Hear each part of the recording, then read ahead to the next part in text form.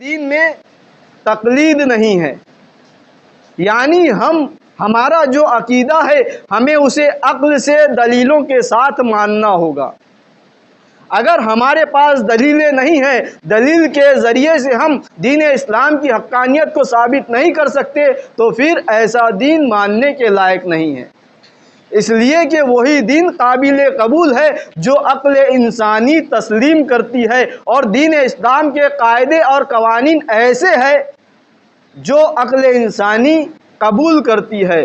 دین اسلام دین فطرت ہے، اور اس دین اسلام کی حقانیت ایک بزرگ دن جو ثابت ہوئی ہے وہ مباہلہ کے دن دین اسلام کی حقانیت ثابت ہوئی ہے۔ خداوند عالم قرآن مجید میں ارشاد فرما رہا ہے، فمن حاجک فیہ من بعد ما جاءک من العلم فقل تعالوا ندعو ابناءنا وابناءکم ونساءنا ونساءکم وانفسنا وانفسکم ثم نبتہل فنجعل لعنۃ اللہ علی الکاذبین۔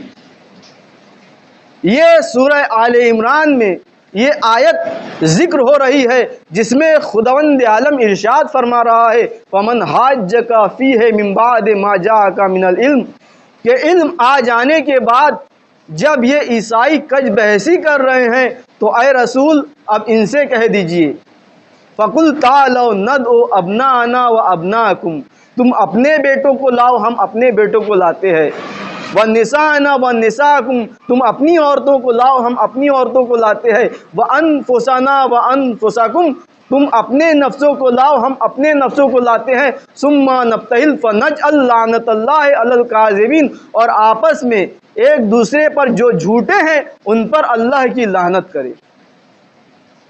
یہ آیت نازل ہوتی ہے، اس کے بعد مباہلہ واقع ہوتا ہے۔ تو دین اسلام کی حقانیت کیسے ثابت ہوتی ہے؟ اکثر یہ کہہ دیا جاتا ہے کہ دین اسلام تلوار کے زور پر پھیلا ہے۔ یہ دشمن سازش کرتے ہیں دین اسلام کے خلاف کہ دین اسلام جو پھیلا ہے وہ تلوار کے زور پر پھیلا ہے، زبردستی سے پھیلا ہے۔ نہیں عزیزان گرامی، یہ جو عیسائی آئے تھے پیغمبر اسلام کے پاس جو کج بحثی کر رہے تھے، کیا یہ ایسے ہی آ گئے تھے؟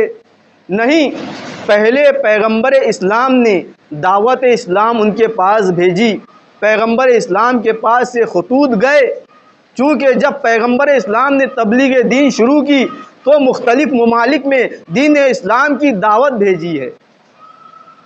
اس طریقے سے دین اسلام پھیلا ہے جو کہہ دیتے ہیں کہ تلوار کے زور پر پھیلا۔ نہیں عزیزان گرامی، نہ تلوار کے زور پر پھیلا ہے نہ زور زبردستی سے پھیلا ہے۔ یہ اس پیغمبر اکرم نے دعوت بھیجی، ایک وفد بھیجا عیسائیوں کے پاس جو نجران میں رہا کرتے تھے۔ جب ان کے پاس پیغمبر اسلام کی دعوت آئی تو وہ عیسائی جو ان کے سردار تھے انہیں غضب آیا، غصہ آیا کہ یہ ہمارے دین کو باطل قرار دے رہے ہیں اور دین اسلام کی دعوت دے رہے ہیں، ہمیں چل کے دیکھنا چاہیے کہ واقعاً وہ سچے ہیں یا نہیں۔ چونکہ عیسائیوں کی کتابوں میں بھی خود پیغمبر کے آنے کی نشانیاں موجود تھی، علامتیں موجود تھی، وہ جانتے تھے کہ ایک آخری نبی آنے والے ہیں۔ اب یہ جانچ پڑتال کرنے کے لیے نجران سے ایک وفد آتا ہے عیسائیوں کا، اور آ کے پیغمبر اسلام سے بحث و مباحثہ ہوتا ہے۔ اب یہاں دیکھیے توحید پر بات آتی ہے کہ یہ جو عیسائی آئے تھے یہ جناب عیسیٰ علیہ السلام کو اللہ کا بیٹا کہہ رہے تھے اور انہیں خدا تسلیم کر رہے تھے، لیکن پیغمبر اسلام آیت قرآنی پیش کرتے جا رہے ہیں، آیت قرآنی بتاتے جا رہے ہیں، قرآن کی دلیلیں ان کے سامنے رکھتے جا رہے ہیں، لیکن یہ نہیں مانتے۔ یہ کہتے ہیں کہ جناب عیسیٰ علیہ السلام اللہ کے بیٹے ہیں لہٰذا وہ خدا ہے، لیکن پیغمبر اسلام نے بھی دلیل پیش کی جسے خداوند عالم نے قرآن میں بیان کیا کہ اگر تم جناب عیسیٰ علیہ السلام کو ماں باپ نہ ہونے کی بنا پر اللہ کا بیٹا کہہ رہے ہو تو ان سے پہلے تمہیں جناب آدم علیہ السلام کو اللہ کا بیٹا تسلیم کرنا ہوگا۔ کیوں؟ اس لیے کہ جناب آدم علیہ السلام کے نہ کوئی ماں ہے نہ کوئی باپ ہے۔ خداوند عالم ہر چیز پر قادر ہے، وہ ماں باپ کا محتاج نہیں ہے۔ جب یہ دلیلیں پیش کر دی اور یہ عیسائی ان دلیلوں کو نہیں مان رہے ہیں تو اب آیت نازل ہوتی ہے فمن حاجک فیہ من بعد ما جاءک من العلم، کہ جب یہ کج بحثی کر رہے ہیں، دلیلیں آنے کے بعد دلیلیں نہیں مان رہے ہیں، تو اب ان سے کہہ دیجئے تم اپنے بیٹوں کو لاؤ، ہم اپنے بیٹوں کو لاتے ہیں، تم اپنی عورتوں کو لاؤ، ہم اپنی عورتوں کو لاتے ہیں، تم اپنے نفسوں کو لاؤ اور اپنے نفسوں کو لاتے ہیں، اور آپس میں جو جھوٹے ہیں ان پر اللہ کی لعنت کریں۔ تو عزیزان گرامی، یہ مباہلہ واقع ہوتا ہے۔ مباہلہ کہتے کسے ہے؟ مباہلہ یہ لفظ قرآن میں ذکر نہیں ہوا ہے۔ مباہلہ کا اصل ہے باہلہ۔ باہلہ کہتے ہیں کسی کو اس کے حال پر چھوڑ دینے کو، اور مباہلہ کے معنی ہے کہ دو گروہ آپس میں ایک جگہ جمع ہو جائے اور دونوں خود کو حق پر سمجھے، اور حق پر سمجھنے کے بعد خداوند عالم کی بارگاہ میں بددعا کرے کہ جو جھوٹا ہو اس پر اللہ کی لعنت ہو، یعنی اللہ کا عذاب اس پر نازل ہو جائے۔ اسے کہتے ہیں مباہلہ۔ تو عزیزان گرامی، منطق میں ایک بحث ہے جسے علم میں منطق میں جہل مرکب اور جہل بسیط کہا جاتا ہے۔ جہل بسیط کیا ہے؟ یعنی ایک چیز میں نہیں جانتا اور میں جانتا ہوں کہ اس چیز کو میں نہیں جانتا ہوں، اسے کہتے ہیں جہل بسیط۔ اور ایک ہے جہل مرکب، یعنی ایک چیز کو میں نہیں جانتا اور مجھے یہ بھی نہیں معلوم کہ میں نہیں جانتا ہوں۔ تو اب یہ عیسائی جہل مرکب کے شکار تھے، یعنی وہ یہ سمجھ رہے تھے کہ ہم حق پر ہے، در حالی کہ وہ حق پر نہیں تھے اور خود کو حق پر سمجھ رہے تھے۔ تو یہ جہل مرکب کے شکار تھے۔ اب جب یہ خود کو حق پر سمجھ رہے تھے تو مباہلہ قبول کر لیا کہ اب ہم مباہلہ کریں گے۔ تو پیغمبر اسلام نے مباہلے کی دعوت دی اور مباہلے کی جگہ معین ہو گئی۔ تو یہاں مباہلے میں فضیلت اہل بیت دیکھیے، یہاں جھوٹوں پر لعنت کرنی ہے۔ تو لعنت کون کر سکتا ہے؟ جو جھوٹا نہ ہو۔ جھوٹا ہونے کی مراد یہ ہے کہ اس نے اپنی پوری زندگی میں، پوری حیات میں نہ جھوٹ بولا ہو، نہ آئندہ جھوٹ بولنے والا ہو۔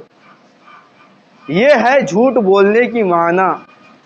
اب پیغمبر اکرم کن افراد کو مباہلے میں لے کر جاتے ہیں، یہ دیکھنا ہے کہ وہ کون شخصیتیں ہیں جو صادق ہے، جو سچے ہیں، جنہیں مباہلہ میں لے کے جایا جا رہا ہے۔ پیغمبر اسلام کے پاس اور بھی لوگ تھے جو تازہ ایمان لے کر آئے تھے، لیکن ان کی پچھلی زندگی جو تھی وہ کفر میں غرق تھی۔ تو معلوم ہوا جو کفر میں غرق ہو، جس کی زندگی کفر میں گزری ہو، یعنی اس نے جھوٹ میں زندگی گزاری ہے، وہ سچا نہیں ہو سکتا۔ لہٰذا یہاں ایسوں کی ضرورت تھی کہ اگر وہ جو کہہ دے وہ ہو جائے، ایسے صادق و امین کی ضرورت تھی۔ تو اب پیغمبر اسلام بھی ائمہ اہل بیت کو لے کر میدان مباہلہ میں آتے ہیں۔ وہ کون افراد تھے جو میدان مباہلہ میں آئے؟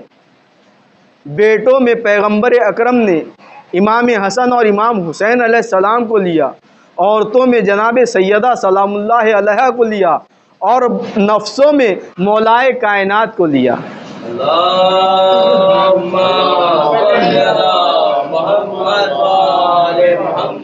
یہاں دیکھیے اہل بیت کی فضیلت کا دن مباہلے کا دن ہے، اس لیے ہم مباہلے میں عید مناتے ہیں، عید مباہلہ۔ تو پیغمبر اکرم کے ذریعے سے یہاں اہل بیت کی فضیلت ثابت ہو رہی ہے۔ امام حسن اور امام حسین رسول اللہ کے بیٹے ثابت ہو رہے ہیں کہ قرآن نے خود انہیں رسول کا بیٹا کہا ہے۔ اگر بیٹے نہ ہوتے تو پیغمبر اکرم انہیں اپنے ساتھ نہ لے گئے ہوتے۔ پیغمبر اکرم کا اپنے ساتھ لے جانا یہ بتا رہا ہے کہ یہ نسل نبی میں سے ہے۔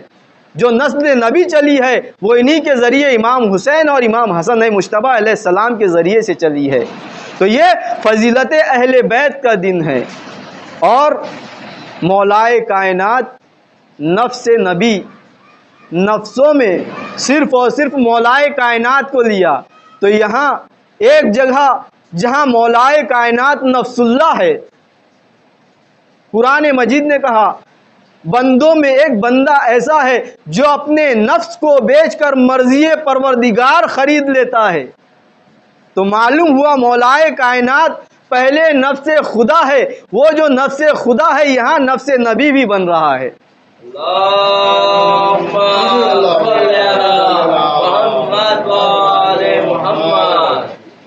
نفس اللہ بھی ہے اور نفس نبی بھی ہے، تو یہاں فضیلت مولائے کائنات بھی ثابت ہوتی ہے کہ مولائے کائنات نفس نبی ہے۔ نفس کے لیے مولائے کائنات کو پیش کیا۔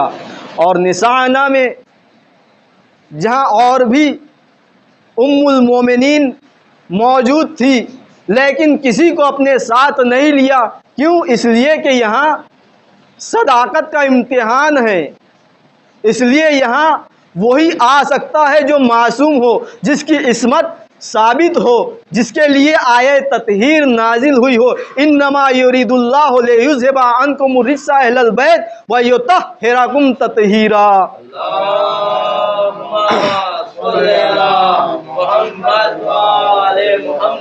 تو جناب سیدہ ایسی معصومہ ہے کہ جب حسنین نے لباس کی خواہش کی اور جناب سیدہ نے کہہ دیا درزی تمہارے کپڑے لے کر آ رہا ہے، تو رضوان جنت کو درزی بن کر آنا پڑا اور کہنا پڑا ہم حسنین کے درزی ہیں۔ یعنی ان کی صداقت ایسی ہے، یہ جو کہہ دیتے ہیں وہ ہو جاتا ہے۔ ایسے سچوں کی ضرورت تھی مباہلہ میں، لہٰذا پیغمبر اکرم نے ایسی شخصیت کو لایا۔ جناب سیدہ خود صدیقہ طاہرہ ہے، مولائے کائنات صدیق اکبر ہے، حسن اور حسین جوانان جنت کے سردار ہے، ان سے بڑھ کر سچا کون ہوگا؟ اور پیغمبر اکرم وہ ذات مقدس ہے کہ جن کی صداقت کا اعتراف خود مکے والے بھی کر چکے ہیں اور مدینے والے بھی کر چکے ہیں۔ مشرکین مکہ انہیں کہتے ہیں کہ اگر یہ کہہ دے کہ پہاڑ کے پیچھے لشکر ہے تو ہم ان کی بات پر یقین کر لیں گے، یہ ایسے صادق و امین ہے۔ اور مکے والے ان کی دعاؤں کا اعتبار کرتے ہیں کہ یہ جو دعا کر دے وہ قبول ہو جائے گی۔ تو یہ ایسے صادق و امین ہے۔ اب مباہلہ کے میدان میں آتے ہیں، یہ میدان مباہلہ میں آ گئے۔ جب عیسائیوں نے دیکھا تو ان کا سردار یہ کہتا ہوا نظر آتا ہے کہ ان سے مباہلہ نہ کرنا، میں ایسی صورتیں دیکھ رہا ہوں اگر یہ پہاڑ سے کہہ دے تو پہاڑ اپنی جگہ سے ہٹ جائے۔ عزیزان گرامی، کیوں نہ ہو، قرآن صامت کے بارے میں ذکر ہوتا ہے کہ اگر ہم قرآن کو، یہ جو دو دفتیوں کے درمیان قرآن مجید ہمارے ہاتھوں میں موجود ہے، اس قرآن کو خداوند عالم اگر پہاڑ پر نازل کرتا تو پہاڑ ریزہ ریزہ ہو جاتا۔ اور عزیزان گرامی، ائمہ اہل بیت قرآن ناطق ہے، جب قرآن صامت کے ذریعے سے پہاڑ ریزہ ریزہ ہو سکتا ہے تو قرآن صامت کے ذریعے سے پہاڑ اپنی جگہ سے ہٹ کیوں نہیں سکتا؟ یہ ہے ائمہ اہل بیت۔ میں کہوں گا یہ جو وفد لے کر آئے تھے، کیا انہوں نے پہلے سے امام حسن مجتبیٰ کو نہیں دیکھا تھا؟ امام حسین علیہ السلام کو نہیں دیکھا تھا؟ رسول اللہ کو نہیں دیکھا تھا؟ مولائے کائنات کو نہیں دیکھا تھا؟ مسجد میں مباحثہ ہو رہا تھا، سبھی کو تو دیکھ لیا تھا، پھر یہ آج ایسا کیوں کہہ رہے ہیں کہ ہم ایسی صورتیں دیکھ رہے ہیں اگر یہ پہاڑ سے کہہ دے تو پہاڑ اپنی جگہ سے ہٹ جائے؟ عزیزان گرامی، ان چار شخصیتوں کو تو دیکھا تھا لیکن جناب سیدہ ان میں نہیں تھی۔ آج جناب سیدہ بھی ہے۔ عالم یہ ہے کہ پیغمبر اکرم سامنے ہے، امام حسن مجتبیٰ امام حسین علیہ السلام سامنے موجود ہے، درمیان میں جناب سیدہ ہے اور پیچھے آپ کے مولائے کائنات ہے، یعنی عصمت کے پردے میں جناب سیدہ آئی ہے۔ جناب سیدہ کی شکل کو تو نہیں دیکھا، لیکن جب جناب سیدہ باہر نکلتی تھی تو ایسا نور ساطع ہوتا تھا جو زمین سے لے کر آسمان کی بلندیوں کو جاتا تھا۔ جب انہوں نے اس نور کو دیکھا تو اس کی عظمت کو سمجھ گئے کہ یہ وہی نور ہے، اگر یہ کہہ دے تو پہاڑ اپنی جگہ سے ہٹ سکتا ہے۔ صلوات پڑھیں محمد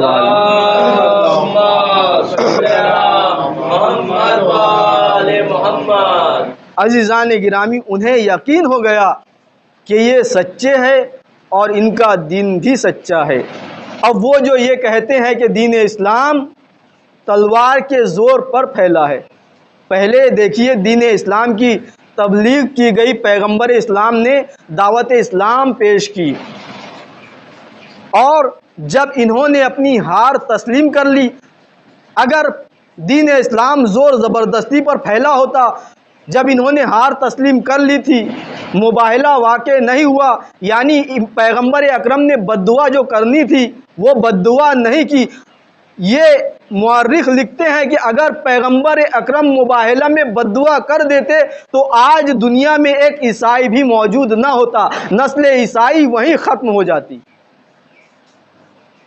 اور اگر زور زبردستی پر بھی ہوتا تو یہ عیسائی وہیں ختم ہو جاتے، اس لیے کہ انہوں نے ہار تسلیم کر لی تھی۔ اب پیغمبر کو یہ چاہیے تھا اگر زور زبردستی والا دین ہوتا تو زور زبردستی سے یہ انہیں دین اسلام قبول کروا لیتے، لیکن پیغمبر اکرم نے یہ نہیں کیا، اس لیے کہ دین اسلام میں لکم دینکم ولی دین، کہ تمہارا دین تمہارے لیے، ہمارا دین ہمارے لیے۔ جب انہوں نے ہار تسلیم کر لی اور یہ کہا کہ یا رسول اللہ ہمارے لیے بد دعا نہ کیجئے، ہم اس کے لیے